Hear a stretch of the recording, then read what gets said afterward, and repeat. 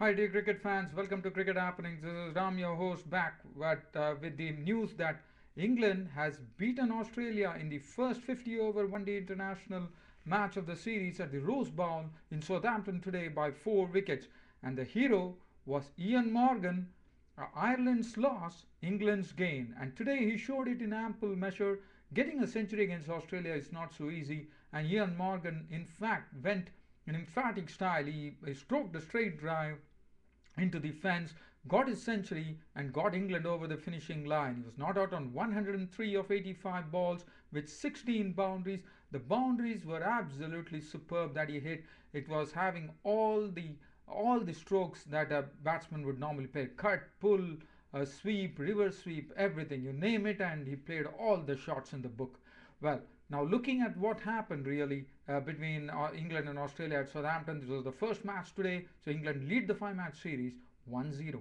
Australia won the toss and elected to bat, and the Australian openers Watson and Payne started off, and well, they were going on. I wouldn't say serenely, but there was some good bowling from James Anderson and Stuart Broad. But what happened was Watson and Payne were going along at a very good pace, and when the score reached 52, Watson also played hit some very good boundaries, and the score 52.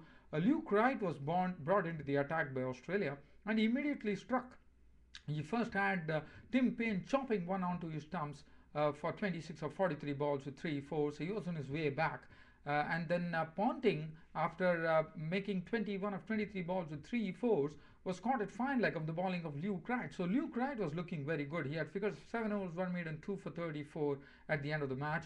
And after that, like Australia were when Ponting went, it was 86 for 3, and it soon became 98 for 4 because Cameron White was also not looking comfortable. He was clean bowled by James Anderson for 10 of 19 balls with 1 4, and suddenly Australia were looking in like sorts of trouble because 98 for 4 in the 22nd over.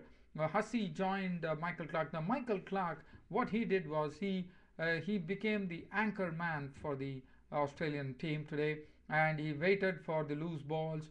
He was taking the singles, but Hussey was giving him company, and Hussey contributed 28 of 38 balls, no boundary actually. They were just trying to stabilize the innings, and that's what they did. They took on the score from 98 to 168 for 5 when Hussey departed. When Yardy took his wicket, he was caught by Kisweter behind the stumps of the bowling of Yardy for 28 of 38 balls with no boundary. Hopes made 34 of 38 balls with 3 4s, becoming a victim of Anderson. And Nathan Hodge contributed 22 of 17 balls with 3 4s. Harris was not out on naught. And Michael Clark was still there at the end of the 50 overs, not out on 87 of 97 balls, 7 4. So he was the anchor man. He was the one who actually held the innings together and actually helped Australia to a score of 267. It was a good pitch. Maybe Australia could have got 300, more than 300 on this wicket. Well, as far as James Anderson's bowling figures were concerned, 9 overs, 1 made, and 243. Tim Preston, 8 overs, 1 made, and none 49. Stuart Broad, 8 overs, no made, and 254. Luke Wright, 7 overs, 1 made, and 234. Michael Yardy, 10 overs, 2 maidens, 1 for 41. And Graham Swan, 8 overs, no maiden, none for 44. As far as the England innings were concerned, well, England innings, it started off with Strauss and Kisbeater at the wicket, and in fact Australia had an early reward when Strauss was gone. When Harris was bowling very sharply, had him caught behind for 10 of 11 balls with 2 4s. Craig Kisbeater and Peterson were in the middle, and well, they were not looking very menacing, but yes, they were definitely pacing the innings there. But after that, it was Peterson's turn to go, and when Peterson was caught by Ponting. In fact, the other bowlers, Dougie Bollinger was looking out of sorts.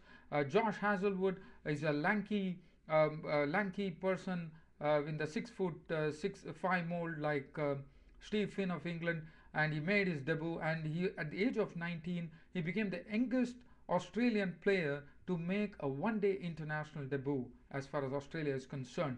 So Josh Hazlewood had figures of 7 overs, no maiden, 1 for 41. He had the wicket of Kisweter after Peterson was first gone. Caught Ponting bowled Watson for 29 of 36 balls with 4 4s. Kisweter, after playing a sweet little innings of 38 of 44 balls with 6 4s and 1 6, was the first victim for Josh Hazlewood, the medium pacer, as Josh Hazlewood got one to go nipped in between the bat and pad, and into the stump she went, and Kisweter became the first victim of Josh Hazlewood, his first one-day international victim on debut. So they were 3 for 81 and soon became 4 for 97 when Collingwood was gone, caught Hopeful Watson. So Watson was the only one who was looking like taking some wickets. Other than that, the bowlers, Doug Bollinger, Ryan Harris was sharp at times, I would say, but Shane Watson had figures of 8 overs, 1 minute, 255.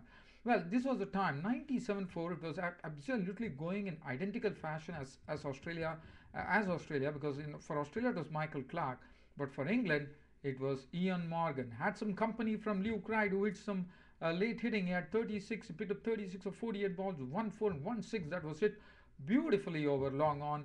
Absolutely copybook. He stayed where it hit, and it was the bowling of Harris. But Harris actually had him LBW for 36. And Tim Bresnan was also clean bowled by Harris for 27 of 29 balls, 3 fours. But Eoin Morgan walked in, and well, he handled the bowlers with disdain. And 103 runs, he was not out. Yardy was not out on one. And as I said, in fact, Eoin Morgan, the Ireland's loss, England's gain today, absolutely demonstrated in full measure today.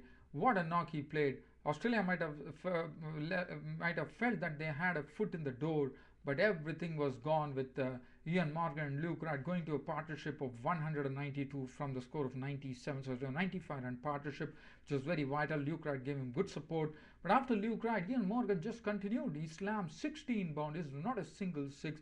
As I said, he played all the strokes in the books, and he played the cut, the pull shot. Everything was played with absolute precision, and Eoin Morgan stood like a beacon today, not on 103 85, and he piloted England to victory in the 46th over itself with, as I said, a straight drive, and he reached his 100. He was 97 at that stage. He reached his 100 with that boundary, and England got over the target of the Australian target of 267 in the 46th over itself, making 268 for 6 at the end of 46 overs. And the bowling figures: Dougie Bollinger 9 overs, no maiden, none for 48.